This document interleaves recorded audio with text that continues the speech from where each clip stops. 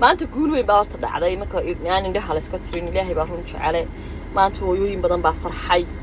aad baan ugu faraxsanay maanta in hawsha uu qabtay madaxweynaha qaranka Jamhuuriyadda Soomaaliland sidoo kale waxa bogaadin mudan wasiirka arrimaha gudaha Cabdalla Sandeeron habeen ka seexan sidoo kale waxa bogaadin mudan Cabdi Deere oo taliyaha booliska ah wallahi aad iyo aad baan ugu farxay hooyooyin badan inay farxaan sidoo kale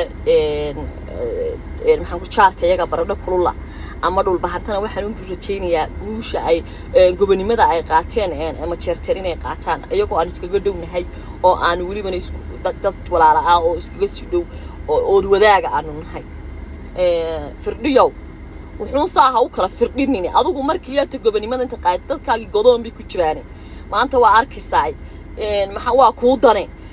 aan isku socodka furno dadkan aan kala haysanana aan sii kala dayno nabadgelyadana aan wada qaadano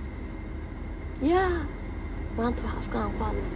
بحويان أفكار مواطنين مرة يسا مواطنات وأنا يعني ها معارضنا هي لكن ما أنت واحد أركيوين يا أكو فرح سن عروتو دي لوسداي سال أشتي قد ما دام هو يا هو عندهم قال آدي آد بقر كيشو اليدو ما شرتين بو نقضي مساء محبوس والله أنا جاية بركة لو وقف وحنا نقاشر يا ماركي كرا يا ميلا سفرية وحا ما أركي كرا أنا يسوق سكولة فالبان